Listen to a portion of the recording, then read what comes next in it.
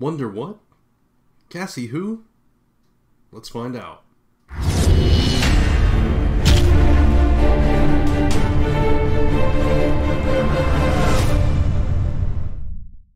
And welcome back to my channel, everybody. I am Brant Fowler, and I'm here with you for another comic review this week, talking Young Justice issue 2, written by Brian Michael Bendis, with art by Patrick Gleason and Emanuela Lupacchino.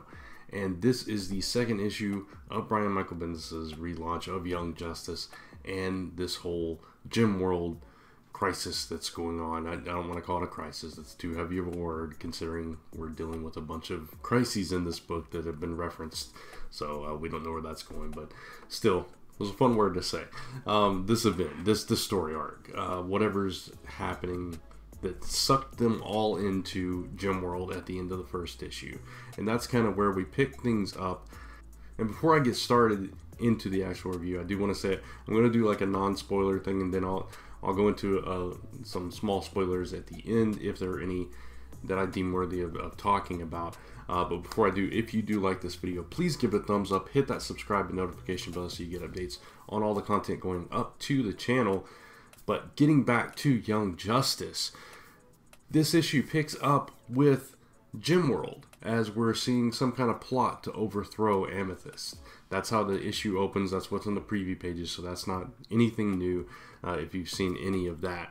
And that's kind of where things take off, and then the preview leaves off with, we find Jenny Hex sitting in her truck in the middle of the Topaz Forest with Teen Lantern kind of just asleep on top of it in like this encased form, you know, so it's kind of interesting.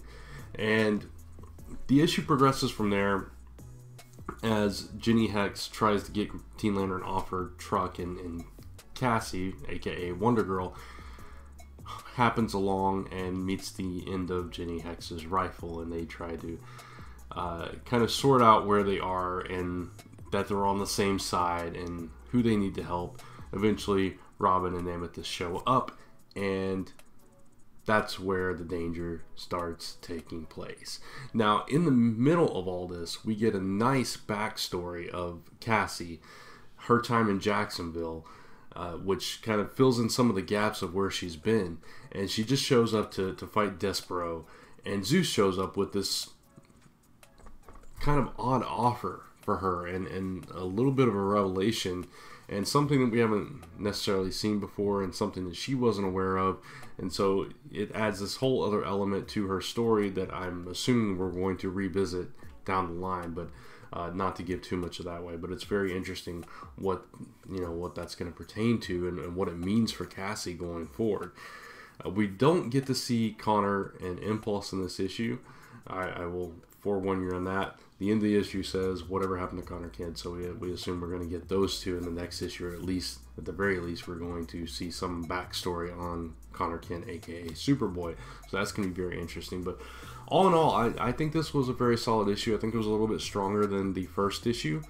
With the first issue, it seemed like it was one of those kind of classic, okay, all these people are in the same area at the same time, so they'll be a team. But that's not, that seemed like that's the way it was going to happen. But when they get sucked into Gem World, some of them are complete strangers, like Jenny Hex and Teen Lantern, and neither one of them knowing who Cassie is. And that was kind of a theme throughout the issue too, that nobody knew who Cassie was. Nobody knew that she was Wonder Girl. Somebody even called her Zatanna at one point, which is kind of funny. But I kind of like the fact that they're in the midst of this I don't want to call it a tragedy, but just this event where they've been sucked into another world, and they're kind of having to feel their way and kind of figure out whose side everybody's on, and kind of gather together the troops to help the supposed good girl, Amethyst, defeat this threat that is looming in Gem World that is going to lead to the larger part of this arc. So all in all, I think the dialogue was very solid in this. I actually enjoyed the art. I still am not crazy about how young these characters look, but you know, we don't know which version of these characters. We still need a lot of answers to fill in the blanks here before we can really make a judgment on that. I know Chris Anka is going to be taking over art on Young Justice soon. We talked about that on Frontline Live last night over on Comic Frontline, and I'm kind of wary about that, but we'll see what happens with that art change as well. But very interesting story, and I think it was a little bit stronger than the first, because I think we got to know, we definitely got that stronger backstory in Cassie, which is a character that we're familiar with from Teen Titans and Young Justice, and that's just a character we want to know more about what she's been up to and where she's been. And Jenny Hex and Teen Lantern had some interesting parts. It was downplayed on Jenny Hex a little bit because she was featured so strongly in that first issue. Teen Lantern, still not a whole lot of lines, still a lot of mystery to that character. So slowly Brian Michael Bendis is chipping away at who these characters are. But I think he's done a good job of putting them in this danger and forcing them to work together, and then having this looming threat around them kind of lead into that. So all in all, a pretty solid issue, and thumbs up for me, because like I said, I enjoyed it more than the first issue. Now, for any spoilers, if you haven't read this yet, obviously it just came out, so you might not have. I just want to forewarn you if I happen to spoil anything. So really the only spoiler is, well, there's actually two.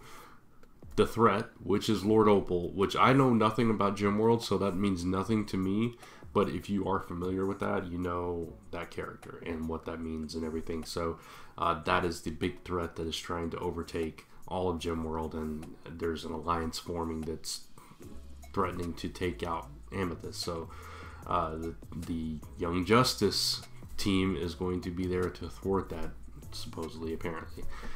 And the other one is Zeus's offer for Cassie, some kind of amulet that completes the trinity of items that she carries, the gauntlets or bracelets, whatever you want to call them, and the lasso.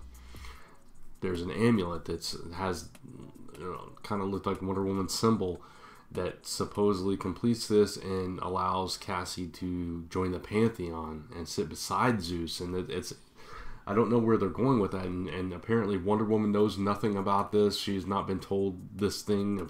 Obviously she doesn't have an amulet, so why is Cassie so special? Why is she being brought into this? And she rejects it. She refuses it, wants to earn her place, and Zeus is very unhappy about this. So it's going to be very interesting to see where that story takes us with Cassie and what that means for her future going forward. And yeah, so the only other thing is the tease of Connor Kent, which again, I hope we get more backstory on that. But all in all, I think it was a much better issue this time around. So if you were kind of on the fence with issue 1, I think you should give it another shot, and you'll probably enjoy this one as well, and get a little better picture of where it's headed, at least for this arc and for the future of some of these characters. So if you did like this video, again, please give it a thumbs up and hit that subscribe notification bell so you get updates on all the content going up on my channel. Lisa's and I's top 5 comics of the week, rated and ranked, will be up on Saturday, where we rate and rank the books that we talked about in our anticipated video, which is up. Also, again, go check out Frontline Live. We had a great episode last night, talked about a lot of stuff. It was a very long episode, so be warned of that. But we had a great discussion, and next week is our 5-year anniversary over on Comic Frontline. So definitely tune in for that, because we got some big stuff coming up on there. Going to be some cool announcements and things like that. And maybe like some exclusive stuff. So it's gonna be a fun show. So I hope you join us, and don't forget to check out all the other content on my channel, like Monday Musings.